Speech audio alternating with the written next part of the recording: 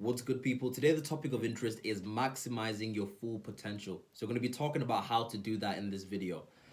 But to begin with, you want to first get a rough idea of where you're at. And the good question to ask yourself to get yourself an idea of where you're at is this one. So, I saw this one on Twitter. I don't even have a Twitter account, but I saw it being shared. And the thread was heavy in regards to the responses that people were giving. It got real deep in those comments. And the question to ask yourself would be this is, would the 7-year-old version of me be proud of who I am right now? So really, really think about that. Would the 7-year-old version of you be proud of who you are right now? So you all remember our 7-year-old version. 7-year-old you had full of dreams, hope, aspirations, knew no fear, and kind of had a good grasp of potential and how much you could be. I feel like all of us deep down have moments where you think, you know what, I could really be something. If I really got myself together, I could really be at the top. You get glimpses, you get a rough idea of, what you can be. But to ask yourself and get a rough idea of where you're at right now, am I really doing all I can? Am I really maximizing my potential? You ask yourself, would the 7-year-old version of me be proud of who I am? Right? And if you ask yourself that question, there'll be three groups of people. You have the first group of people who will be like, you know what? I'm not proud of who I am right now, Josh. I'm not proud. The 7-year-old me will be disappointed. I'm really, really underachieving right now. I've not done everything I can. I've not maximized my potential. I've not applied the things that I know. There'll be another group of people who'll be like in the green, like, it's satisfactory. We're doing okay. We're moving a little bit forward. I could do more, but you know what? You'd be all right. Then the third group of people will be like the 1% who'd be like, you know what? I can hand on heart say the 7-year-old me will be super proud of myself because I've done everything that I know to do. I've lived my life, on empty. I've poured everything that I can. There's nothing more I could have done. That's the 1% of people. And that's the group that you want to be striving to be in. Because only you really know the truth to that. Like, you can rub shoulders with your family and your friends and they can be like, oh, you're doing a lot, but only you really know who you are. Only you live with yourself 24 hours a day, right? And you got to ask yourself, am I proud of who I am, right? Am I doing everything that I can to maximize my potential? And there are a couple factors that can play a role in maximizing your potential. Sometimes you could be in a place where you think, I'm doing everything I can, but I feel like it's not quite clicking. And that could be because there are a couple of things that are missing. So I'm going to share these things with you because potential is not an individual sport. So the first thing that plays a role in maximizing your potential, getting the most out of yourself, is leveraging your relationships, leveraging the people around you. Because you need people. There's no such thing as being a success, getting the top by yourself. Nobody does it on their own. You need help. And there are normally three types of groups of people that you want to strive to surround yourself with. So you want to have people, first of all, who are doing better than you. So people who are playing life at a higher level than you. Now, the reason why you want to be rubbing shoulders with them or at least getting some sort of association with people like that is because they raise your standards of living. They raise your standards of life. Right? When you surround yourself with people who are doing better than you, you see something and thinking, okay, this is achievable. This is what really can be done. Okay, and you realize that there's no real excuse for you not achieving, because you realize when you get close enough to them, you realize these people have got similar problems to me, or have had similar problems to me, and they've still been able to overcome. So it holds you at a higher level. There's a bit of an accountability there to people who are playing at a higher level than you.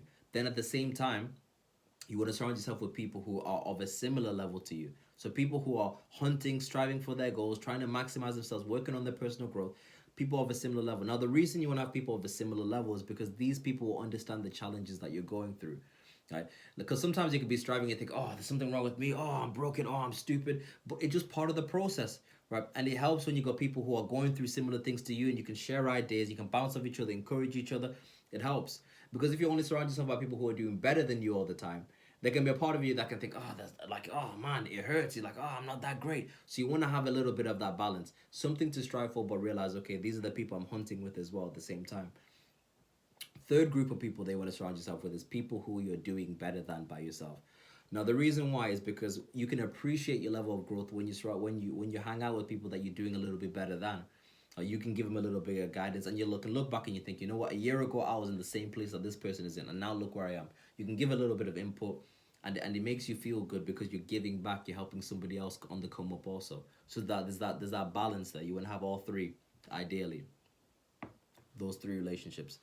The second thing that plays a role in potential is what you do with your finances. So your money, your capital. You want to be maximizing your capital, and you maximize your capital or your money through investments. So not just investment in Bitcoin and Dogecoin and all that, but also investing in yourself, putting money into yourself. So that means hiring coaches if you need it, paying for therapy if you need, if you're struggling, pay for therapy, get the help. Or you can pay for like massages, looking after your body. Recently, guys, I'm very excited. I've paid for my first my first massage that I've paid for. So I'm having that next week. I've decided I'm gonna start investing in my body. My body's getting all tight, and I was thinking, I want to be here for the long run. I'm too young to be achy, right? So I've started investing in that, investing in yourself. These things will pay dividends long term. You want to be in the game long term. So you want to maximize what you do with your money, with your capital. So don't be squandering it all the time. Yes, like invest, hang out with your friends, but also invest in yourself because it'll pay back. The third thing is put systems in place. So create a syntax for yourself. So a syntax is basically an order of doing things.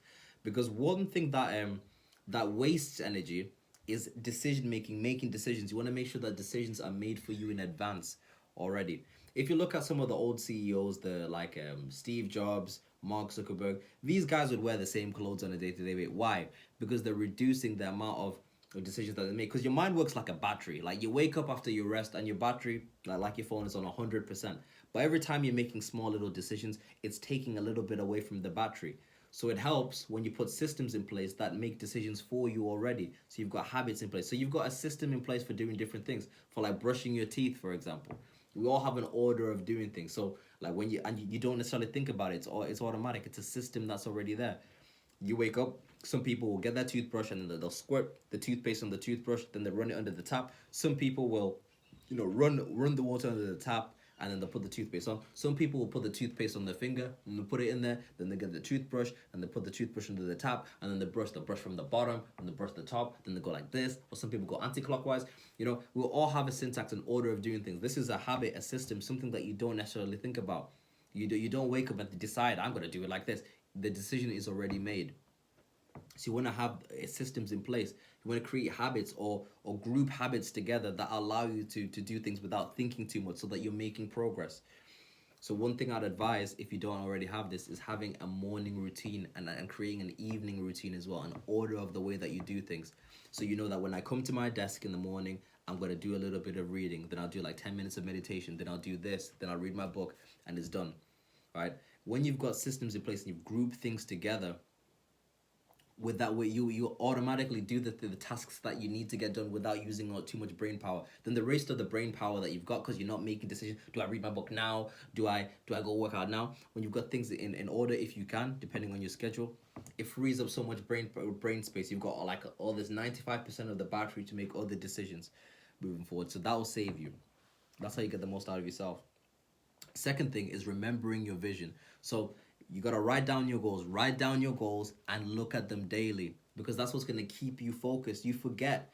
It's so easy to be distracted because everyone's trying to throw things at you, people trying to pull you in different ways, but you need to continuously remind yourself of what the vision is, remind yourself of what's most important, because when you do that, you can first of all start looking at the results that you're getting, and you can start asking yourself, am I moving forwards towards my end ideal? Are these activities that I'm engaging in, are they moving me forward? Because sometimes you can be busy, you can be doing a whole bunch of things, and you're thinking, man, I'm really making progress.